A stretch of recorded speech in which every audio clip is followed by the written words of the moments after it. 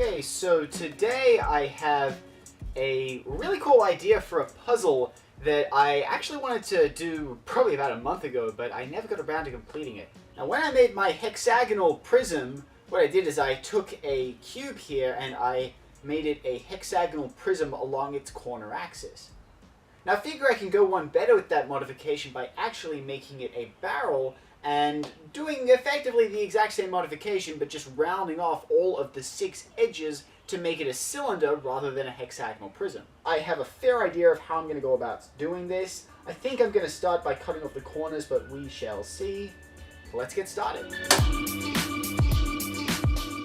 I decided to start by making an enclosed cube. I figured the best way to build this puzzle was to just build a hexagonal prism and then barrel it after I was finished with that. I removed all of the center caps and then I tightened the puzzle up. And after that was done, I checked to make sure that everything was tight and then I took it over to the bandsaw. I tilted the table on my bandsaw to 45 degrees. And after I did that, I cut all 6 of the edges off to make an enclosed cube.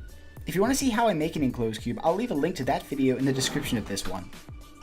Before doing anything else, I wanted to see if it was possible to barrel the puzzle by holding it between my fingers.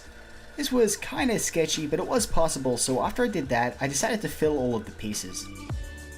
I fairly sloppily filled all of the pieces of the puzzle with epoxy sculpt. I didn't bother disassembling it because I kinda didn't need to, and after everything had cured, it was time to take it back over to the belt sander to continue barreling it. Again, I held the puzzle between my fingers and I spun it into a rough barrel. I was pretty surprised as to how effective this actual technique was. I was expecting it to fall out from between my fingers, which it did a couple of times, but not as much as I was expecting. After I did that, I took the puzzle over to my bandsaw and I cut both of the ends off. Cutting the corners off exposed the internal structure of the corner, which actually made it really easy for me to turn it into a barrel at this point. I could put both of my fingers in there and I could spin it very freely, although it still was a little difficult and I needed to come up with a better solution. More on that later. But anyways, I was really happy with how this puzzle was looking. So after I'd finished barreling it, I took all of the stickers off the ends and now it was time to extend all of the pieces. I disassembled the puzzle and I got the epoxy sculpt out. And I extended all of the areas of the pieces, and as you can see here, I was a little wasteful with the extension, and the reason I was is because I actually didn't have a full understanding of where I did and where I didn't need to extend with these pieces. I had made a hexagonal barrel before, but I wasn't sure if I was going to be extending outwards of that shape, or if this puzzle was going to be a smaller diameter than that shape, so I just decided to pile on as much as I possibly could, and then sand it all down later. This is a very wasteful approach, but it's the one that I decided to take. I sanded all the pieces down so that they would fit in the puzzle, and then I reassembled it. One of my main issues with the puzzle is I was finding it really difficult to make it cylindrical, but luckily I had a solution. Alright, okay, so if this works, you will all bow down to me.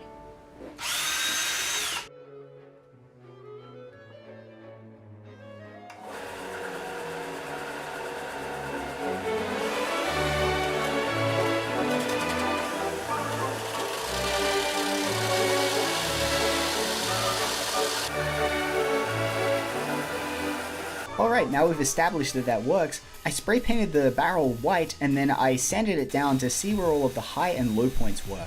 All of the low points showed up in white, so I could repair those later with my baking soda and superglue method. I sanded the ends to make them flat and then I disassembled the puzzle so that I could round off each of the pieces individually.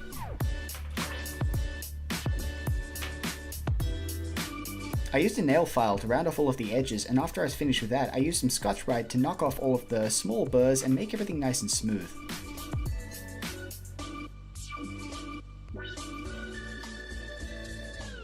After the puzzle was assembled, I was happy with how everything was looking, so I painted it black.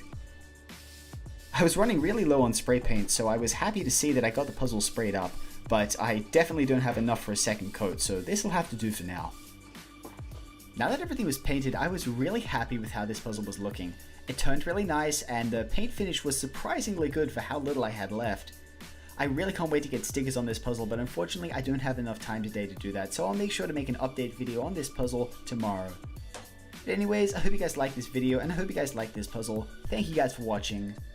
Oh, and what's that other thing? Oh yeah, I'll see y'all next time.